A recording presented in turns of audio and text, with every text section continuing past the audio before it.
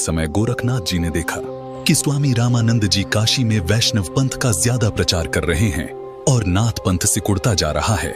इसीलिए गोरखनाथ स्वामी रामानंद जी के साथ गोष्ठी के लिए काशी शहर में आते हैं। स्वामी रामानंद जी, जो काशी शहर के प्रसिद्ध संत थे और वेदों के मर्मज्ञ ज्ञाता माने जाते थे, उन्होंने अपने 1400 ऋषि शिष्य बना रखे थे और ज्ञान प्रचार के लिए भी उन्हें जगह जगह भेजते थे। उस समय कबीर परमेश्वर जी ने स्वामी रामानंद जी को अपना गुरु धारण कर रखा था।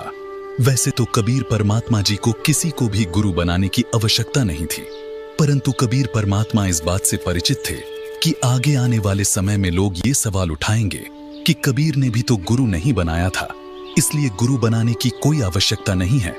इस बात को ध्यान में रखते हुए कबीर प्रभु ने स्वामी रामानंद जी को अपना गुरु बनाने की लीला की। एक दिन स्वामी रामानंद जी के आश्रम में गोरखनाथ जी का एक सेवक उनसे मिलने के लिए गया। उस समय स्वामी रामानंद जी आश्रम में अपने शिष्यों को ज्ञान उपदेश दे रहे थे। अलख निरंजन स्वामी जी। राम राम नाथ जी। स्वामी जी, हमारे नाथ जी बहुत पहुंचे हुए सिद्ध पुरुष हैं। वो आपके साथ ज्ञान गोष्ठी करना चाहते हैं, इसलिए मैं आपको अपने गुरु जी के आदेश अनुसार आमंत्रित करने आया हूँ।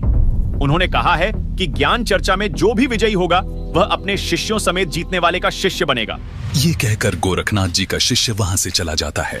गोष्ठी की बात सुनकर स्वामी रामानंद जी बहुत चिंतित हो जाते हैं, क्योंकि वे इस बात से परिचित थे कि ये नाथ परंपरा वाले साधु सिद्धि युक्त होते हैं और इन सिद्धियों को देखकर जनता उनको विजयी घोषित कर देगी, जिससे ज्ञान चर्चा का मूल उद्देश्य पूरा नहीं होगा और उस नाथ जी का मुझे शिष्य बनना पड़ेगा।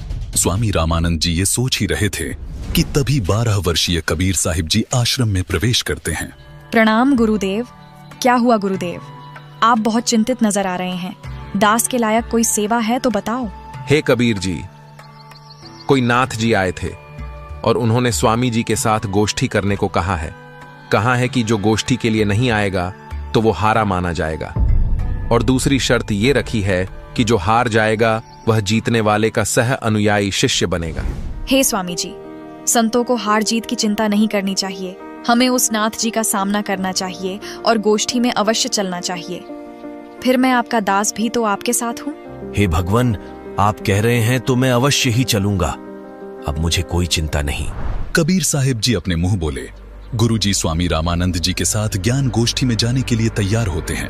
वो वैष्णव पंथी वेशभूषा पहन लेते हैं, माथे पर तिलक, गले में तुलसी की लकड़ी की माला, टोपी, झोली, सिक्का व एक फावड़ी। स्वामी जी व कबीर जी कुछ अन्य शिष्यों के साथ निश्चित समय और स्थान पर गोरखनाथ जी से गोष्ठी करने पहुंच जाते हैं। गंगा नदी से 500 फुट की दूरी पर गोरखनाथ उच्च आसन पर बैठे दिखाई देते हैं और बगल में 7 फुट ऊंचा त्रिशूल भी जमीन में गड़ा दिखाई देता है और स्वामी जी के लिए भी आसन लगा दिखाई देता है। आ गए रामानंद जी। मुझे लगा था आप नहीं आएंगे, लेकिन अब आ ही गए हैं तो गोष्ठी शुरू करते हैं। स्वामी जी आसन पर बैठ जाते हैं और एक सुयोग्य शिष्य की तरह कबीर साहिब जी अपने गुरु के आसन के पास जमीन पर बैठ जाते हैं। हे नाथ जी, आप पहले मेरे साथ गोष्ठी कीजिए।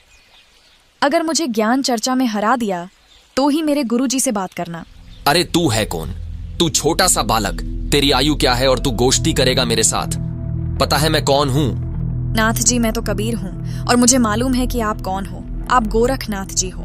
कबीर साहिब जी की बात सुनकर गोरखनाथ सोचते हैं कि इस छोटे से बालक ने मुझे पहचान लिया। तू छोटा सा बालक, तू कब से बैरागी बन गया? नाथ जी, जब से भय वैरागी, मेरी आदि अंत सुधि लागी। धूंधूकार आदि का मेला, नहीं गुरु नहीं था चेला। जब का तो हम योग उपासा, तब का फिरूं अकेला। धरती नहीं जद की टोपी दीना, ब्रह्मा नहीं जद का टीका। शिव शंकर से योगी न थे, जद का झोली शिका। द्वापर को हम करी फावड़ी, त्रेता को हम दंडा। सतयुग मेरी फिरी दुहाई, कलयुग फिरो नो खंडा।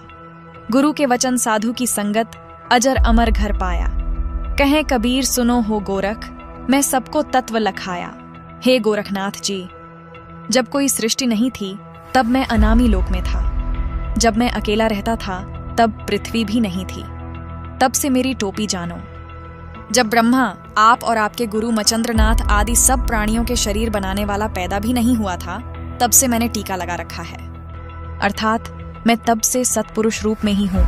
सतयुग, त्रेतायुग, द्वापर तथा कलयुग, ये चारों युग तो मेरे सामने असंख्यों बार खत्म हो चुके। हमने सतगुरु वचन में रहकर अजर अमर घर सतलोक को पाया।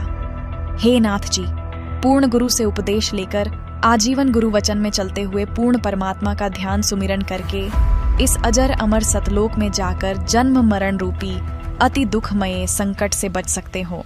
अरे कबीर, तू छोटा सा बालक और ज्ञान देता है गोरखनाथ को। तेरी आयु क्या है? सबसे बड़ा मूर्ख वो है जो मेरी आयु पूछता है, और आप मुझे बालक बता रहे हैं। जो बूझे सोई बावरा, क्या है उम्र हमारी? असंख्य युग प्रलय गई, तब का ब्रह्मचारी। कोटि निरंजन हो गए, परलोक सिधारी। हम तो सदा महबूब हैं, स्वयं ब्रह्मचारी। अरबों तो ब्रह्मा गए, 49 कोटि कन्हैया। 7 कोटि शंभू गए, मोरी एक नहीं प्लैया। कोटि नारद हो गए, मोहम्मद से चारी। देवतन की गिनती नहीं है, क्या सृष्टि विचारी। नहीं बूढ़ा नहीं बालक, ना ही कोई भाट भिखारी। कहें कबीर सुन हो गोरख, यह है उम्र हमारी। असंख्य युग प्रलय में चले गए, तब का मैं अमर हूँ। करोड़ ब्रह्म भगवान मृत्यु को प्राप्त होकर पुनर्जन्म प्राप्त कर चुके हैं। अन्य भगवान जिसका तुम आश्रय लेकर भक्ति कर रहे हो, वे नाशवान हैं। फिर नाथ जी आप अमर कैसे हो सकते हैं? अरबों तो ब्रह्मा मर चुके हैं, और 49 करोड़ बार कृष्ण जी की मृत्यु हो चुकी है, तथा 7 करोड़ बार शिव जी मर चुके हैं। लेकिन मेरी एक पल भी आयु कम नहीं हुई है। मैं अमर पुरुष हूँ। केवल सत्य पुरुष ही अजर अमर परमात्मा है, तथा उसी का सतलोक अमर है, जिसे अमर लोक भी कहते हैं। वहां की भक्ति करके भक्त आत्मा पूर्ण मुक्ति होती है, जिसका कभी मरण नहीं होता। हे गोरखनाथ जी, ये उपलब्धि सोहम शब्द के जाप से प्राप्त होती है, जो उसके मर्म भेदी गुरु से मिलता है। उसके बाद फिर सार नाम मिलता है, और सतलोक में वास तथा सतपुरुष की प्राप्ति होती है। करोड़ों नारद तथा मोहम्मद जैसी पवित्र आत्माएं जन्म कर मर चुकी हैं, देवताओं की तो गिनती भी नहीं। फिर आम मानव शरीरधारी प्राणियों तथा जीवों का तो हिसाब क्या लगाया जा सकता है। मैं न बूढ़ा न बालक, मैं तो जवान रूप में रहता हूँ, जो ईश्वरीय शक्ति का प्रतीक है। ये तो मैं लीलामयी शरीर में आपके समक्ष हूँ। ये सुनकर गोरखनाथ जी और क्रोधित हो जाते हैं और अपने त्रिशूल के ऊपर के भाग पर सिद्धि से उड़कर बैठ जाते हैं। कबीर, यदि तू इतना महान है तो मेरे बराबर में आकर बातें कर। हे नाथ जी, हम ज्ञान गोष्ठी के लिए आए हैं, न कि ये नाटक करने के लिए।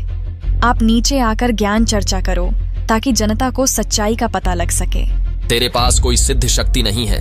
तू और तेरा गुरु दुनिया को गुमराह कर रहे हो। आज तुम्हारी पोल खुलेगी। अगर शक्ति है तो आओ बराबर में, यहीं चर्चा करेंगे, नहीं तो हार स्वीकार कर लो। ठीक है गोरखनाथ जी। कबीर जी अपनी कुर्ते की जेब से 150 फीट लंबी धागे की रील निकालते हैं और उसके एक छोर को पकड़कर सीधा ऊपर की तरफ फेंक देते हैं। धागा सीधा खड़ा हो जाता है और कबीर साहिब जी उस धागे के अंतिम छोर पर जा बैठते हैं। नाथ जी, अब आप आओ मेरे बराबर में, यहाँ बैठकर चर्चा करेंगे। गोरखनाथ ज्यों ही ऊपर की तरफ उठते हैं, वैसे ही धड़ाम से नीचे गिर जाते हैं।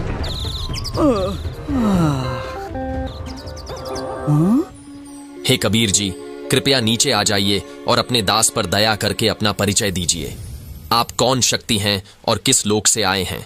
हे गोरखनाथ जी, मैं तो अवगत स्थान सतलोक से आया हूँ। मैं तो स्वयं शक्ति से बालक रूप बनाकर काशी में एक लहर तारा तालाब में कमल के फूल पर प्रकट हुआ, जहाँ से नीरू नीमा नामक जुलाहा दंपति मुझे अपने घर ले आए। मेरे कोई माता पिता नहीं है, न ही मेरी कोई पत्नी है, और जो उस परमात्मा का वास्तविक नाम है वही कबीर नाम मेरा है। आपका ज्योति स्वरूप, जिसे आप अलख निरंजन कहते हो, वो ब्रह्म भी मेरा ही जाप करता है। मैं सतनाम का जाप करने वाले साधक को प्राप्त होता हूँ। मेरा शरीर हाड़ चाम का बना हुआ नहीं है। मेरा मूल स्थान सतलोक है, जहाँ सतनाम के जाप के आधार से जाया जाता है। नाथ जी, आप ज्योति निरंजन के जाल में ही फंसे हुए हो। न जाने आपके कितने जन्म हो चुके हैं और कितनी बार आप 84 लाख योनियों में कष्ट उठा चुके हो। यदि आप मेरी शरण में नहीं आते तो आपकी 4 युगों की भक्ति को काल कलयुग में नष्ट कर देता है। हे कबीर जी, मुझे आपकी बात पर विश्वास हो गया है, लेकिन मैं आपकी एक परीक्षा लेना चाहता हूँ। मैं दरिया में डुबकी लगाऊंगा। यदि आप मुझे खोज लोगे तो मैं आपका शिष्य बन जाऊंगा। ठीक है गोरखनाथ जी, छुप जाओ दरिया में। ये सुनकर गोरखनाथ गंगा नदी की तरफ चल पड़ते हैं और साथ में दर्शक भी पीछे पीछे चल पड़ते हैं। गंगा के पास जाकर गोरखनाथ जी गंगा में छलांग लगाकर मछली का रूप धारण कर लेते हैं। कबीर परमात्मा भी गोरखनाथ जी के बाद गंगा दरिया में डुबकी लगा देते हैं और सैकड़ों मछलियों के बीच गोरखनाथ को पकड़कर तथा उनका असली रूप बनाकर उन्हें किनारे पर ले आते हैं। इस प्रकार गोरखनाथ जी ने कबीर साहिब जी को पूर्ण परमात्मा स्वीकार किया और उनके शिष्य बने तथा कबीर साहिब जी से भक्ति प्राप्त की।